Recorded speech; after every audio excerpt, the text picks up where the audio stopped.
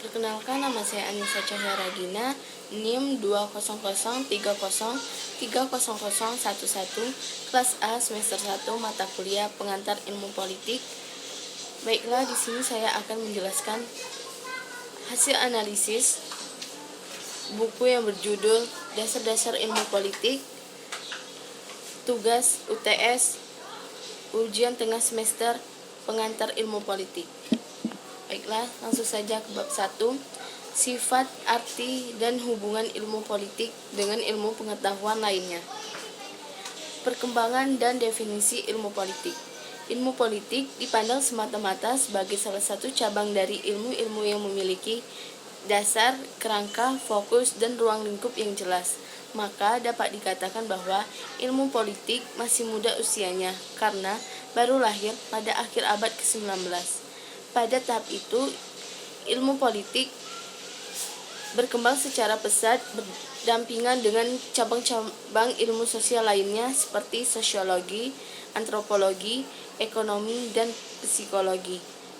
Dalam perkembangan ini, mereka saling memengaruhi.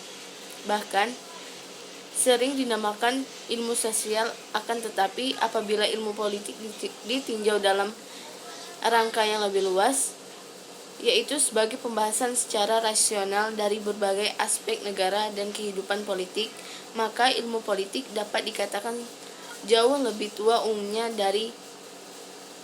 tertua di dunia.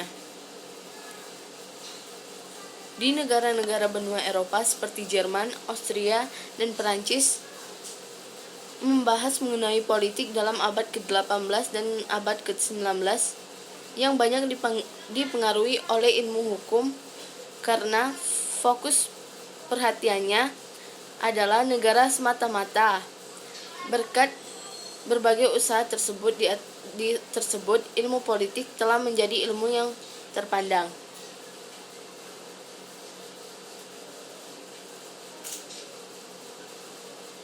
Definisi ilmu politik.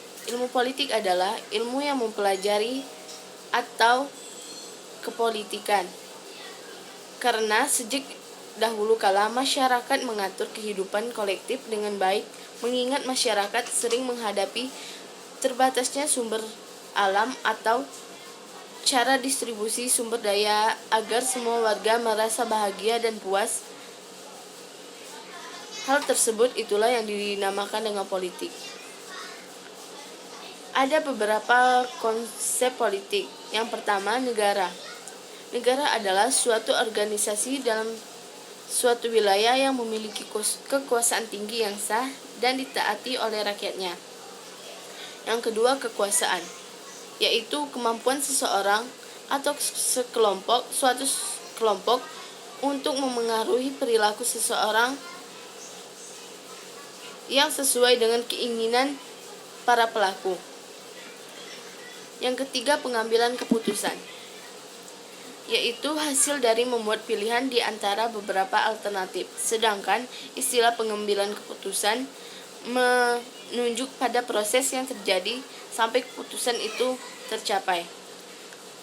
Yang keempat, kebijakan umum. Kebijakan umum adalah suatu kumpulan keputusan yang diambil oleh seorang pelaku atau kelompok politik dalam usaha memilih tujuan dan cara untuk mencapai tujuan tersebut.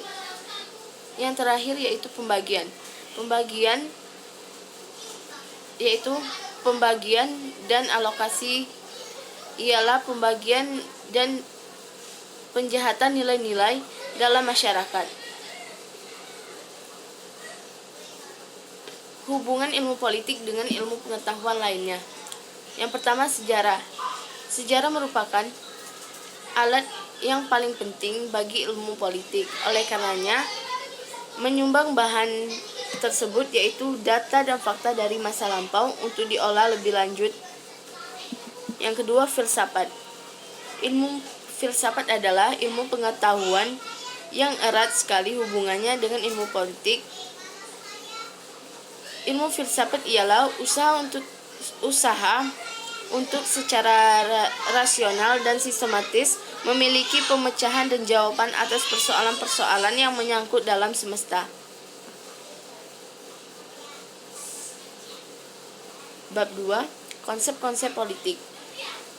Pertama, teori politik. Teori adalah generalisasi yang abstrak mengenai beberapa fenomena. Dalam menyusun generalisasi teori selalu memakai konsep lahir dan konsep pikiran manusia karena itu bersifat abstrak.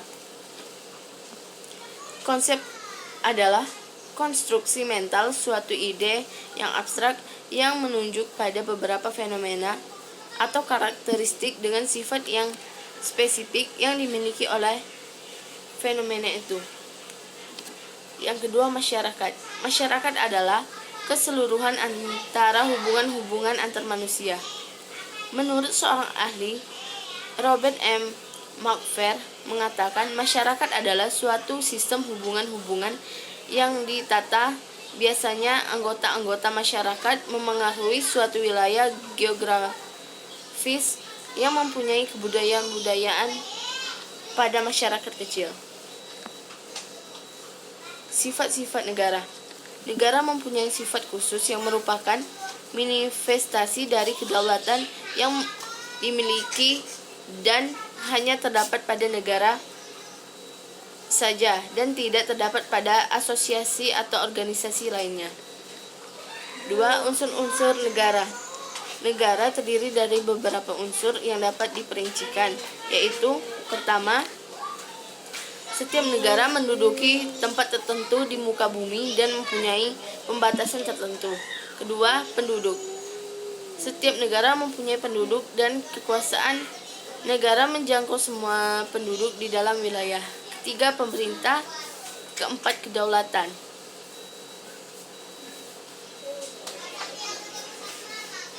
Konsep kekuasaan. Definisi menurut para ilmuwan yaitu perumusan sosiolog Max Weber, kekuasaan adalah kemampuan untuk sesuatu hubungan sosial melaksanakan kemauan sendiri sekalipun mengalami perlawanan. Selanjutnya bab 3. Berbagai pendekatan dalam ilmu politik. Pertama, yaitu pendekatan legal atau institusional, yaitu seringkali dinamakan dengan pendekatan tradisional, yang mulai berkembang pada abad 19 sebelum Perang Dunia Kedua. Dalam pendekatan ini menjadi fokus pokok terutama segi konstitusional. Yang kedua, pendekatan perilaku. Pendekatan perilaku timbul dan mulai berkembang di Amerika pada tahun 1950-an seusai Perang Dunia Kedua. Salah satu pemikir pokok dari pendekatan perilaku ialah bahwa tidak ada gunanya membahas informasi mengenai proses politik yang sebenarnya.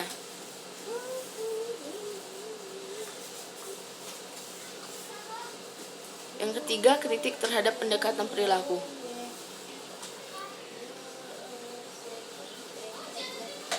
Perkembangannya, pendekatan perilaku tidak luput dari kritik dan datang dari berbagai pihak, antara lain di kalangan tradisionalis, kemudian dari kalangan penganut pendekatan perilaku sendiri, dan juga dari para neo-Marxis. Selanjutnya, pendekatan neo-Marxis. Kebanyakan kalangan neo-Marxis adalah cendekiawan yang berasal dari kalangan borjuis dan seperti cendekiawan di mana enggan menggabungkan diri dalam organisasi besar seperti partai politik ataupun terjun dalam kegiatan politik praktis. Selanjutnya, teori ketergantungan atau dependensi teori. Teori ketergantungan adalah kelompok yang mengkhususkan penelitiannya pada hubungan antara negara dunia pertama dan negara dunia ketiga. Selanjutnya, pendekatan pilihan rasional atau rational choice. Pendekatan ini muncul dan berkembang belakangan sesudah pertentangan antara pendekatan-pendekatan yang dibicarakan mencapai konsensus yang menunjukkan adanya pluralitas dalam bermacam-macam pandangan. Pendekatan institusionalisme baru. Institusionalisme baru berbeda dengan pendekatan-pendekatan yang diuraikan sebelumnya, karena merupakan suatu visi yang meliputi beberapa pendekatan lain, bahkan beberapa bidang ilmu pengetahuan lain seperti sosiologi dan ekonomi. Bab 4. Demokrasi. Beberapa konsep mengenai demokrasi. Kita mengenal bermacam-macam istilah demokrasi. Ada yang dinamakan demokrasi konstitusional, demokrasi parlementer, demokrasi terpimpin, demokrasi Pancasila, demokrasi rakyat, demokrasi Soviet, demokrasi sosial, dan sebagainya. Semua konsep ini memakai istilah demokrasi yang menganut asal kata berarti rakyat berkuasa. Semua konsep ini memakai istilah demokrasi yang menurut asalnya berarti rakyat berkuasa atau government by the people, atau kata Yunani demos berarti rakyat, kratos atau kratein berarti kekuasaan atau berkuasa. Demokrasi konstitusional. Ciri khas dari demokrasi konstitusional ialah gagasan bahwa pemerintah yang demokratis adalah pemerintah yang terbatas kekuasaan dan tidak dibenarkan bertindak sewenang-wenang terhadap warga negaranya. Sejarah perkembangan. Pada permulaan pertumbuhannya, demokrasi telah mencakup beberapa asas dan nilai yang diwariskan kepada dirinya dari masa yang lampau, yaitu gagasan mengenai demokrasi dari kebudayaan Yunani kuno dengan gagasan mengenai perbedaan beragama yang dihasilkan oleh aliran reformasi serta perang-perang agama yang menyusunnya. Demokrasi konstitusional abad ke-19, negara hukum klasik. Gagasan ini dinamakan konstitusional, sedangkan negara yang menganut gagasan ini dinamakan constitutional state atau Rechtsstaat. Di dalam gagasan konstitusional, Undang-Undang Dasar tidak hanya merupakan suatu dokumen yang mencerminkan pembagian kekuasaan di antara lembaga-lembaga kenegaraan seperti eksekutif, legislatif, dan yudikatif, yang hanya merupakan suatu anatomy of a power yang dapat diubah atau digantikan kalau power itu sudah berubah. Selanjutnya, demokrasi konstitusional abad ke-20. Perubahan dalam abad ke-20, terutama sesudah Perang Dunia Kedua, telah terjadi perubahan-perubahan sosial dan ekonomi yang sangat besar. Perubahan-perubahan ini disebabkan oleh beberapa faktor, antara lain banyaknya kencaman terhadap eksis dalam industrialis dan sistem kapitalis. Selanjutnya, perkembangan demokrasi di Asia, Pakistan, dan Indonesia. Di dalam meneropong perkembangan demokrasi di Indonesia, ada baiknya kita memperhatikan kajian-kajian di Pakistan, kedua negara yang mayoritasnya beragama Islam melalui masa pendekatan dengan sistem parlementer. Selanjutnya, bab 5, komunisme, demokrasi menurut terminologi komunisme dan perkembangan postkomunisme. Ajaran Karl Marx pada tahun 1818 sampai 1883 dari Jerman juga banyak mengancam keadaan ekonomi sosial sekelilingnya. Akan tetapi, ia berpendapat bahwa masyarakat tidak dapat diperbaiki secara tambal sulam dan harus diubah secara radikal melalui pendobrakan sendi-sendinya. Perkembangan Marxisme-Leninisme di Uni Soviet. Di akhir tahun 1980-an, republik yang menjadi negara bagian Uni Soviet satu persatu mulai menyatakan sebagai negara yang berdaulat. Dari konstitusi Uni Soviet yang menyatakan negara bagian memiliki kebebasan untuk melepaskan dirinya. Pada tahun 1990, satu undang-undang sebagai turunan dari konstitusi berhasil disahkan yang isinya mengesahkan jalan untuk memisahkan diri bagi satu negara bagian. Selanjutnya, demokrasi rakyat. Menurut peristilahan komunis, demokrasi rakyat adalah bentuk khusus demokrasi yang mempengaruhi fungsi diktator proletar. Bentuk khusus ini tumbuh dan berkembang di negara-negara Eropa Timur seperti Cekoslovakia, Hongaria, Rumania, dan lainnya. Pertumbuhan demokrasi rakyat berbeda di tiap-tiap negara sesuai dengan situasi politik setempat. Selanjutnya, bab 6 Undang-Undang Dasar. Sifat dan fungsi Undang-Undang Dasar.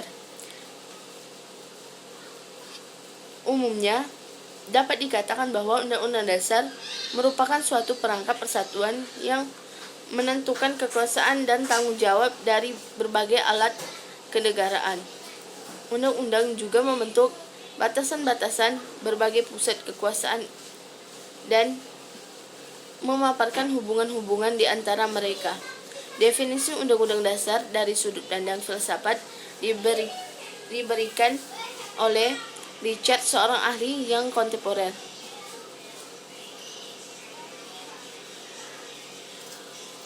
Selanjutnya, konstitusionalisme. Undang-Undang Dasar sebenarnya tidak dapat dilihat lepas dari konsep konstitusionalisme, suatu konsep yang telah berkembang sebelum Undang-Undang pertama dirumuskan. Ide pokok dari konstitusionalisme adalah bahwa pemerintah perlu dibatasi kekuasaannya. Ciri-ciri Undang-Undang Dasar. Secara cermat, ada ciri-ciri yang sama, yaitu biasanya memuat ketentuan-ketentuan mengenai soal-soal yang pertama, organisasi negara. Yang kedua, hak-hak asasi manusia. Yang ketiga, prosedur mengubah undang-undang dasar atau amandemen. Yang keempat, ada kalanya membuat larangan untuk mengubah sifat tertentu dari undang-undang dasar. Yang kelima, merupakan aturan hukum yang tertinggi yang mengikat semua warga negara dan lembaga negara tanpa terkecuali. Selanjutnya, Undang-Undang Dasar dan Konvensi. Konvensi adalah aturan perilaku kenegaraan yang didasarkan tidak pada undang-undang, melainkan pada kebiasaan-kebiasaan ketatanegaraan dan presiden. Konvensi ada dalam semua sistem undang-undang dasar dan biasanya memberikan panduan ketika aturan formal tidak memadai dan tidak jelas. Dengan demikian, mengisi adanya kekosongan dalam hukum yang terkodikasi, ada konvensi berdasarkan putusan-putusan hakim. Konvensi-konvensi ini telah memungkinkan undang-undang dasar untuk menyesuaikan diri dengan perubahan dan perkembangan zaman. Selanjutnya, pergantian undang-undang dasar. Ada kalanya suatu undang-undang dibatalkan dan diganti dengan undang-undang baru. Hal semacam ini terjadi jika dianggap bahwa undang-undang yang ada tidak lagi mencerminkan konstelasi pihak atau tidak lagi mempengaruhi harapan dan aspirasi rakyat. Selanjutnya, perubahan undang-undang dasar atau amandemen. Selain pergantian secara menyeluruh, tidak jarang pula negara mengadakan perubahan sebagian dari undang-undangnya. Perubahan ini dinamakan dengan amandemen. Undang-undang dasar biasanya memuat prosedur untuk menampung hasrat melakukan perubahan parsial tersebut. Pada umumnya dianggap bahwa Undang-Undang Dasar tidak boleh terlalu mudah diubah. Oleh karena itu akan merendahkan arti simbolis Undang-Undang Dasar itu sendiri. Selanjutnya, supremasi Undang-Undang Dasar. Dengan adanya gagasan bahwa Undang-Undang Dasar adalah hukum tertinggi yang harus ditaati dengan baik oleh rakyat maupun oleh alat-alat perlengkapan negara, maka timbullah persoalan siapakah yang akan menjamin bahwa ketentuan-ketentuan Undang-Undang Dasar benar-benar diselenggarakan menurut jiwa dan kata-kata dari naskah, baik oleh badan eksekutif maupun oleh badan pemerintah lainnya. Selanjutnya, Undang-Undang Dasar tidak tertulis dan Undang-Undang Dasar tertulis. Suatu Undang-Undang Dasar umumnya disebut tertulis bila merupakan suatu naskah, sedangkan undang-undang tak tertulis tidak merupakan suatu naskah dan tidak dipengaruhi oleh tradisi dan konvensi. Oleh karena itu, istilah lain untuk Undang-Undang Dasar tertulis adalah undang-undang bernaskah atau kadang-kadang dinamakan Collided Constitution, sedangkan untuk Undang-Undang Dasar tak tertulis adalah undang-undang tak bernaskah atau Non-Coded Constitution.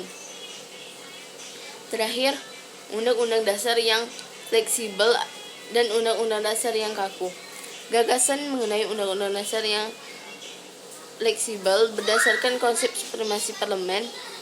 Parlemen dianggap sebagai satu-satunya lembaga yang mengubah atau membatalkan undang-undang yang pernah dibuat oleh badan itu.